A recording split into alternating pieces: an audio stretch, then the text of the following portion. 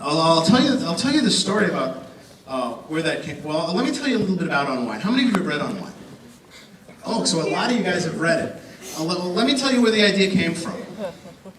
3 places. There were 3 things that led me to write On Wine. First was an article that I had read, and it was the headline of the article that caught my attention. Why is England afraid of their teenagers? Apparently, what's going on in England is that there are these kids who are dropping out of school, or even graduating, but can't get jobs, and they've been just hanging out in their neighborhoods, getting angrier and angrier and more violent. And they started to vandalize, terrorize people. It's like they're gangs, but I wouldn't even call them gangs because they're not even that organized. These just mobs of violent teenagers.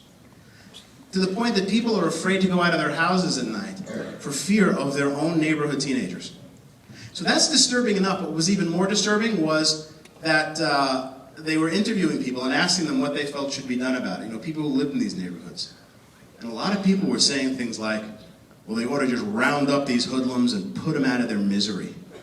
And just get rid of them. Nobody needs them, nobody wants them. And that got me thinking, wow, how bad does a social situation have to get that you're actually willing to do away with your violent teenagers? That was just kind of scary. So it was sitting in the back of my mind, and I didn't have a story to tell, but it was just something that was going on in the world that was troubling me. Then I had seen, totally unrelated, I saw an article or it was actually a news report on voting patterns here in the United States. There was a team of researchers from a university who was trying to get down to the bottom of why we as Americans vote for the candidates we vote for. What is the core of our decisions? So they interviewed a whole bunch of people who were supporting their candidates and asked them why. And people said what you thought they might say, this candidate is in my political party, or this candidate believes what I believe on the economy or healthcare, and all of these various issues. And then they got to the issue of abortion. Now, the moment that the word was mentioned, whoever they were speaking to, regardless of which side of the issue they were on, got really serious, and you could tell there was an emotional reaction to the issue. There was no other issue that had so much of an emotional reaction. And they thought that was interesting, so they asked everybody, if your candidate changed their opinion on a single issue, would you still vote for them? And everybody said, of course, it's more than a one-issue election. Every issue has to be measured. Every issue is important. And then they asked them, what if your candidate changed their opinion on the issue of abortion? And everybody was speechless. And everybody said, you know what? No matter what else this candidate believed, if they didn't have my opinion on that, I couldn't vote for them. Basically, what they determined was that it was such an emotional issue that 80% of the population, without even realizing it, was being driven by that issue to choose their candidate. Which means in this country, we're electing our leaders based on a single issue. How did that happen? How did that issue get so out of control that it is driving all of our politics? When you have an issue that is so emotionally divisive, where people take opposite sides against one another, it's kind of like the King Solomon story from the Bible, which I'm sure you all know. King Solomon was brought a baby by 2 women. Both women claimed that the baby was theirs. Neither was willing to give an inch. And so finally King Solomon made a decision. Does anybody remember what the decision was? Cut it in half. To cut the baby in half. Because if you can't decide and you can't decide, the only fair solution is to give you half the baby and you half the baby. Well, one woman let go and said, no, I'd rather the baby be whole and be with her than be cut in half. And the baby was awarded to the woman who chose to let go. Well, in society, when we have these issues that are like these 2 women pulling apart that baby, sometimes it seems both sides are so stuck in their positions and so angry at one another, they would rather see that baby cut in half than ever compromise. So I thought, well, what if we ended up with a King Solomon solution to the problem? The worst possible compromise. What if there was another civil war? But this time it was all over this one issue. And finally, to resolve it, the government passed a series of laws that basically said, from the moment of conception until the age of 13, human life is untouchable. But from 13 to 18, when you have kids that are out of control, like those kids in England, during those teenage years, that's when you can legally terminate the lives of your children. So imagine a society in which it was just an accepted practice. You know, for those kids who are always getting into fights at school, they're gone. Can't get along with your parents have given up on you, you're gone. Here's the problem though. I don't buy it. I don't believe that our society would ever choose to kill its violent, angry teenagers. And so, if I can't believe it, I'm not going to write it for you. You know, what makes a story like this work is if there's a kernel of truth to it. Just enough truth that you could see how it could really happen. I could never see it happening. It was just science fiction. It was too far-fetched. So, I wasn't going to write it. Then, again, completely unrelated, I saw this article on transplant technology, which is advancing to the point that they're able to use more and more of a human-donated body. There was a woman in France who had her face was mauled by a dog, and they couldn't repair it. So they gave her somebody else's face. They gave her the world's first face transplant. You can see interviews with her. Her name is Isabelle Denoir. You look on YouTube, look her up, you can't even tell this wasn't her face. It was amazing what they did. The surgeon who performed the surgery said he predicts within our lifetimes, they're going to be able to use 100% of a donated body. Imagine that, 100% of you would still be alive, but wait a second. If 100% of you is alive, are you alive or are you dead? Well, I suppose if you died and then donated your body, then there'd be no question, that would have been done after you were gone. But what if you never actually died? What if, they anesthetize you head to toe, which they can do, you don't feel any pain, and painlessly a team of surgeons comes in and takes you apart and gives every single part of you still alive to somebody else and keeps it alive. The question blew me away because, your body is still alive and you never lost consciousness, so you never actually died, so where are you? Where is your soul? Where is that consciousness if your body is divided among 100 people? And what makes it even more amazing is that that's not science fiction. This is something that we could do maybe 10, 15 years from now, but why?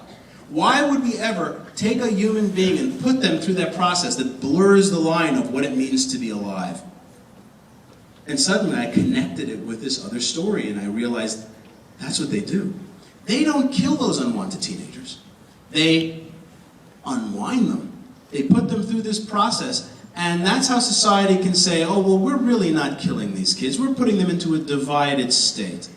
It's better for society, and ultimately better for them. Suddenly I could see how we could rationalize that, and how we could get to a point where we would actually do that and think it was okay. And it scared me. And it made me want to write the book.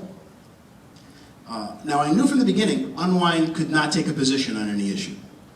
Because the whole point of the story is to point out that if we take sides like that, we make it impossible to have any sensible debate.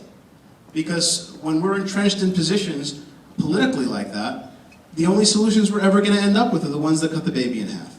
So Unwind isn't pro-life or pro-choice. It's not for or against stem cell research or cloning or any of these scientific and medical issues that people debate over. What it's basically saying is that, we need to rise above the politics. The only way to look at these issues in a sensible way is to rise above the politics and take a fresh perspective that doesn't divide us. Unwind is my way of trying to point that out. Now, what is the Joplin connection in the book? There's a character in the story by the name of Lev. And Lev is a kid who was raised from the time he was born to actually want to be unwound because he's what they call a tithe. His whole purpose in life was to give. On his 13th birthday, he is to be sent away to be unwound. And he gets sort of diverted from that purpose when a couple of other kids who are running from being unwound end up taking him as a hostage, and he has to reevaluate everything that he's been raised to believe. In the course of the story, he ends up separated from those other kids and ends up traveling with a kid by the name of Cyrus Finch, who has the nickname Sci-Fi. So Sci-Fi, he is kind of the result of unwinding, because he had been in a car accident and had brain damage. And so they gave him a piece of another kid's brain. Just about 1/8 of his brain is another kid's. The thing is, that other kid had a personality. And that other kid wants to get home. And so And so sci-fi becomes like this fish, this salmon swimming upstream, determined to get back home, even though it's not his home, it's the home of this kid in his head. And that's when Lev kind of gets to see what the real result is of unwinding. Now, the journey that they're making eventually, Lev is going to get to southern Arizona, and they start in Ohio. So, looking at a map, I drew line through towns and followed train tracks all the way down to see what path they would realistically take. Because even though I'm writing fiction, I want it to be connected to the real world, so I wanted them to pass through real places. And I wanted them, within the time period that the story was taking place, I figured that they would be in southern Missouri right around the time that they would come to that kid's home. So I picked Joplin as the town.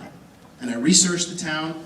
I didn't know anybody who lived here, so I got online and found people who lived here and spoke to them and asked them about the town. I looked at it from, on Google Maps, and I learned everything I could about Joplin because the story, that part of the story, that important part of the story, was taking place there. Now, what happens at that moment is that when sci-fi gets there, not even knowing what he's going to do because he doesn't have this kid's entire brain, just a part of it, he goes to this kid's backyard and digs some stuff up. The kid was a kleptomaniac, which was a problem for sci-fi because he keeps taking things and he didn't know why. In this kid's backyard are is a box full of all of this jewelry that he stole. And he falls at this kid's parents' knees and begs them not to unwind him. And that's when we realize, and Lev realizes too, that kid in sci-fi's brain, he doesn't even realize he's already been unwound. And that is kind of the moment that Lev gets it. That's the moment that he kind of snaps. So it's a really important part of the story, and it takes place right here. Now, I felt very connected to Joplin. Even though I had never been here, my characters feel real to me, the places they visit feel very real. And when I heard about the tornado last year, my heart went out to you guys. And I decided right then that sometime this year, I want to come and do something for the city of Joplin. I wanted to come and visit and do an author presentation and just put myself out there for you guys. So that's why I'm here, because Joplin means a lot to me because it's a part of my book.